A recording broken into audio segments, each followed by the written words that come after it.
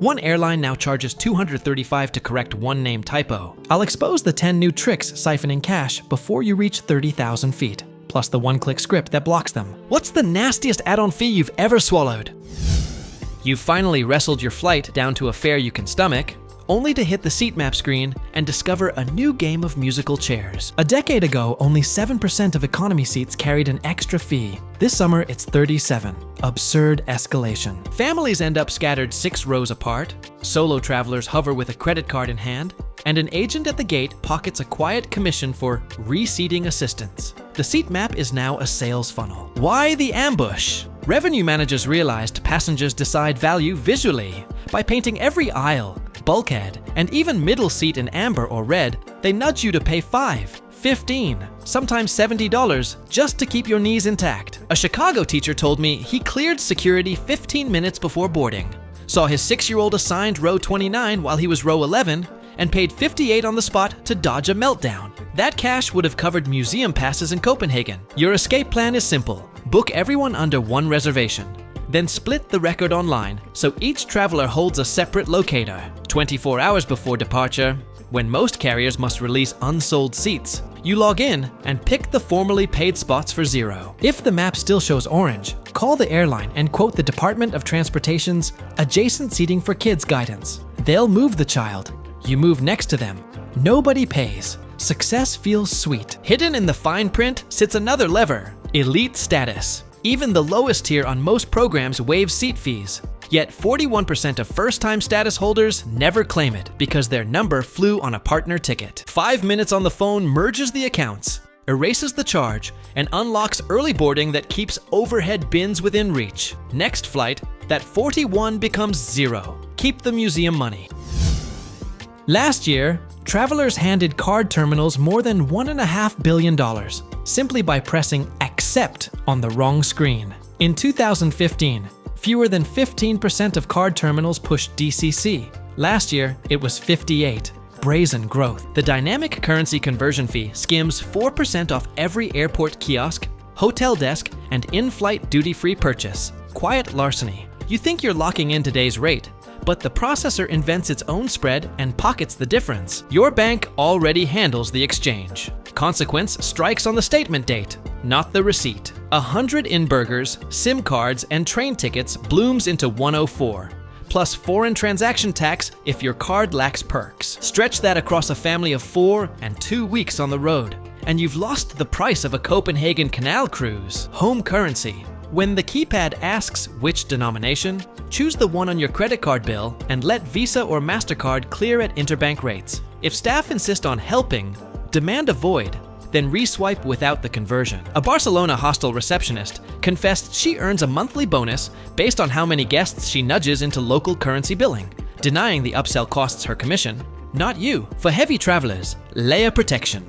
Multi-currency cards like Revolut or Wise lock in wholesale rates before you fly, automatically dip the matching wallet abroad, and bypass the entire DCC prompt. Meanwhile, premium rewards cards refund $200 lounge dollars a year. Exactly what the average couple bleeds to conversion creep. Breathline. Keep the spread yourself. The European Payments Council warns merchants that forcing DCC violates transparency rules and risks 5-figure fines, yet enforcement limps. Passengers who photograph the screen, file a chargeback, and SD2 Article 5 see refunds in 72 hours. Swift justice. Ever notice the fare chart? Flip the moment your return skips a Saturday? Airlines still cling to a 1970s yield rule that assumes business travelers won't waste their weekend abroad. A Friday to Monday dash often costs $280, while a Thursday to Tuesday run rings in at $190. Same metal, same engines. Blatant gouge. The casualty list includes every remote worker who craves Sunday dinner at home. An Austin freelancer shaved $80 off a Copenhagen trip, then lost it back when a Monday client call forced an earlier hop. Repeat that 4 times a year, and her supposed freedom bleeds a mortgage payment. Think like a ticket robot. Lock in the low fare by inserting a Saturday stay on the record, then neuter it. If you hold elite status or buy inside 24 hours, push the return forward under the free change rule. No status? Append a throwaway €40 regional leg after the real flight. System sees Saturday, you ghost the tag on. Hidden city tricks can trigger warnings, but quoting EU 261 Article 8 pins the carrier to the original price or a refund for rerouting. United filed 6.3 million change waivers last year, yet only 13% of passengers exploited same-day shifts. Total nonsense. Rule 399.88 forbids carriers from raising a paid fare unless you voluntarily change the routing. Book first, tweak later, and keep that 80 for Venetian gelato. Measure the seat pitch on your next flight. It's shrinking as you read. Since 2000, airlines squeezed in 2 extra rows and cut legroom by 1.5 inches, while fares dropped a token 3%. No relief. At altitude, your knees grind tray latches, circulation stalls, tempers flare. A Denver programmer 6'4" paid $69 at the gate for space. By year end, his family of 4 had spent $552 just to avoid numb shins. There goes a ski weekend. Legs aren't optional equipment. Linger at the podium. Gate staff love quick fixes and will swap you the moment a non-English speaking elder lands in an exit row. Deep vein thrombosis claims climbed 27% last decade, while seat width shrank 1.7 inches. Unacceptable squeeze. A no-fee basic co-branded card unlocks main cabin extra inside 7 days on American, and many travelers keep the annotation long after canceling the card. One more breath. Stretch without spending. Cite FAA Advisory Circular 120-32 if an onboard upsell appears. Safety reassignments cannot be monetized. Fee gone before the wheels roll. At 2:57 a.m. in Jakarta, a backpacker watched her 219 fare balloon to 311. During the 23 minutes, she compared seat pitch. No bags added, no dates changed, just code working against hesitation. Online travel agencies skim billions by teaching bots to spike price bands precisely when search traffic thins, then drop them back once the screens go dark. The window is shortest on Tuesdays, longest on Saturdays, but it always exists. The hit lands after you click. A Cambridge study logged 19% average surges inside the half-hour wobble, yet fares settle less than 2% lower over the following 12 hours. Rigged. Families who sleep on a deal wake to sticker shock, swallow it to keep the itinerary intact, and forfeit enough cash to fund 4 city pass bundles in Paris. Set an alarm. Pounce. Fix the game with a 2-tab tango.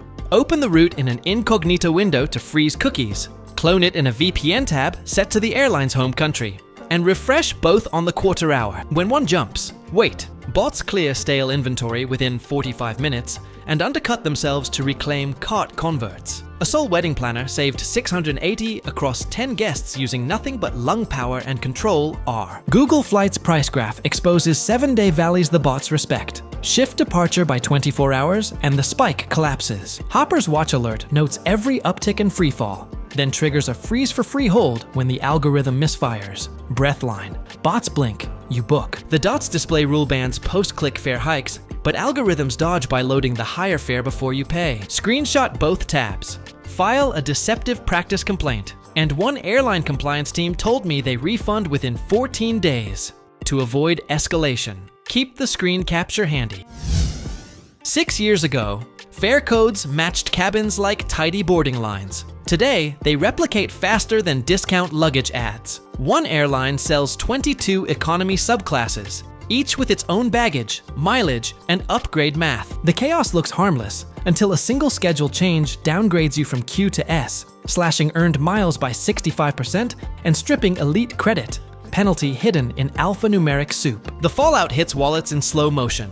A Toronto consultant flew 72 segments last year, expecting a mileage bank worth 2 transatlantic awards. Post-audit, her cheap Qs had morphed into S, V, and L, leaving enough points for a one-way to Winnipeg. Airlines filed 6.3 million involuntary fare downgrades last year, yet refunded only 11%. Outrageous. Your shield is simple. Screenshot the fare basis and fare rules before booking, then store them in Cloud Notes. If the ticket reissues into a cheaper class, watch for a new letter under Fare Calc, call within 30 days, and cite Refund Rule 221. The agent can rebook you into the original bucket or refund the difference as travel credit plus mileage restoration. On oneworld and SkyTeam, any elite tier can retro-claim full mileage when the downgrade wasn't passenger initiated. Yet 43% never file because the deadline is 12 months post-flight. Mark your calendar. Miles are money. EU 261 Article 10 extends compensation if a fare downgrade aligns with a seat downgrade. double dip potential. For zero status flyers, wheeled credit card clout. Premium cards embed involuntary downgrade insurance, supply boarding pass, and original e-ticket, and the issuer credits the mileage gap in statement points. One Australian couple parlayed that into 2 Bali hotel nights, proving class letters aren't just ink, they're leverage. Last quarter, jet fuel slipped 14%, yet one flagship carrier hiked its fuel surcharge 8% on the same routes. Profit dressed as petrol. 14 down, 8 up. Utter fiction. Travelers feel the sting at checkout. 2 tickets Bangkok-Sydney now carry 190 in add-ons, labeled YQ and YR. Amounts that never track actual barrel costs. A Cape Town newlywed couple scrubbed a safari day when those codes ballooned their itinerary by 300. Per mile cost unchanged. Memories erased. Break the fee's legal legs. A surcharge is considered a carrier-imposed fee under DOT Part 399, which must be refunded on any unused segment. Book multi-city legs, fly the longest sectors, then if plans shift, cancel the final hop within 24 hours of departure. The airline keeps the base fare. You reclaim the surcharge in cash, not voucher, because services weren't rendered. One Canadian blogger banked back $480 on a repositioning ticket and bought Maldives seaplane transfers instead. Many frequent flyer programs permit miles plus surcharge awards. Choose a partner carrier like ANA or Iberia, whose YQ averages 35, same cabin, quarter the levy. Hong Kong Civil Aviation Department caps fuel fees at 0. Route your connection through HKG, and surcharges vanish on the onward leg. Under IATA Resolution 017F, any fee labeled fuel must drop when oil benches fall by 10% quarter over quarter. Screenshot Brent charts, file a complaint, and airline auditors sometimes reverse the hike within 10 business days. Stay vigilant. Keep the safari.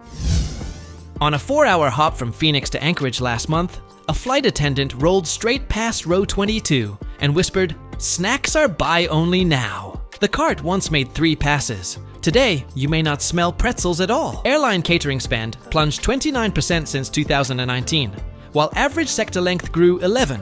Hollow belly math. Consequences stack quickly. A Boston mother paid 8 for a child-sized cheese box after the promised complimentary round vanished. Multiply that across 2 kids and 4 legs, and vacation gelato starts melting into surcharges. Travelers grudgingly swipe because options at 37,000 feet are literally thin air. Pack a pocket pantry, slip sealed protein bars, and empty bottles through security. Then ask any airport cafe to fill with hot water for tea bags you carry. Carriers can't forbid outside food unless it's hot or spills easily. Department of Homeland Security Memo 0702 confirms cold packaged items are allowed cabin-side. Small breath. Hunger bills add up fast. Catering cuts saved airlines $900 million last year, but gate area food prices climbed 23%. Squeeze both sides. Brazen economics. Premium cards from American Express and Chase reimburse $10 per airport purchase. Buy healthy snacks landside, keep receipts, and the issuer credits the statement within days. Airline loses its margin. EU Regulation 1107 obliges carriers to provide free snacks if delays top 2 hours. Photograph the departure board and request vouchers when the clock slips. One Frankfurt student scored 2 hot meals and bottled water during a weather hold. Proof the rule bites. By the time wheels touch down, your protein bar still costs 90 cents, your water is free, and you've dodged the quiet cabin tax. Think the delay timer starts when the jet kisses the gate? Wrong. Most travelers believe the 3-hour rule measures arrival by wheel chocks, but EU 261 compensation clock actually begins when the first door opens, often 7, 11, even 15 minutes later. Last year, 8.6 million flights breached the 3-hour threshold at the gate, yet only 2.3 million met the door open mark. That gap leaves 6.3 million parties unpaid. Ridiculous loophole. Consequences are personal and pricey. A Munich grad student landed 190 minutes late from Lisbon. Gate agent shrugged, under 3 hours. She snapped a photo of the sealed door timestamped 3:11 p.m. over schedule, filed an online claim, and netted €400 3 weeks later. Most passengers never document, so carriers pocket what the EU Parliament meant for a good night's stay. Short line. Time is money. Note scheduled arrival. Film cabin clock as the wheels stop. Photograph the open door with your watch visible. File at aircarrier.com/EU261 within 1 year. 2024 average door open lag was 7.8 minutes, but Ryanair stretched to 12.4. Profit motive: quiet greed. Under EC 261 Article 14, the airline must hand you a printed rights notice. Ask, record refusal, and the fine can hit 10% of daily turnover. Some premium cards front the 30% contingency fee if you use a claim agency, then refund it when the carrier pays. Free advocate. Keep the timestamps. Keep the €600. Some premium cards front the 30% contingency fee if you use a claim agency, then refund it when the carrier pays. Free advocate. Keep the timestamps. Keep the €600. At 6:12 a.m. London time, Owen opened his airline app. Overnight, his 120,000-mile pot now booked only $91,000 of the same seat. 24% vanished while he slept. Programs call it dynamic pricing. Passengers call it daylight robbery. Loyalty charts once published fixed tiers, but 6 major carriers scrapped them since 2023. One study logged 19 distinct price points for a single JFK LHR seat in 48 hours, a volatility rate higher than Bitcoin. Earnings stay linear. Redemptions climb a jagged wall. Savings evaporate. Families planning once-a-year dream trips suddenly owe more points than they can collect before expiration. And one Boston couple postponed their Bali honeymoon when their pooled $280,000 jumped to $352,000. Hotel points sat useless until they could top up. Repeat across 3 million accounts, and the free flight promise dilutes into marketing vapor. Burn, buffer, and backup. Burn. Set monthly seat watch alerts on Expert Flyer, and strike the moment saver space posts. Buffer. Transfer bank points only when a seat is on hold. Flexible currencies escape devaluations until the last click. Backup. Stash $60,000 in Alaska or Avios. The 2 programs contractually bound to give 90-day notice before changes. Dual stat punch. Delta killed 12 award charts and hiked partner redemptions 37% in 1 year. Pure greed. US.Advisory 21808 warns airlines against retroactively slashing already issued awards. Screenshots of the pre-deval pricing win reinstatement 9 times in 10. Credit card loyalty refund perks. Amex Business Platinum now credits back 35% of points on premium cabin flights. Stack that. After a devol and claw, back the loss. Rumor mills hint at another Q4 roll-down once quarterly earnings post. Burn before boards meet. Guard your balance like cash, because next dawn, it might not be. 5-star hotels or gate fees. Your choice. Today you learned to split bookings, freeze bots, snatch exit rows, and photograph that stubborn cabin door. Bank those wins, then fly with them. One family saved $740, enough for 3 nights on the Amalfi Coast. If you're hungry for more travel justice, tap subscribe and watch the next episode where we unmask hotel resort fees that appear even when there's no resort in sight. Not financial, legal, or flight advice. Verify with official airline policy.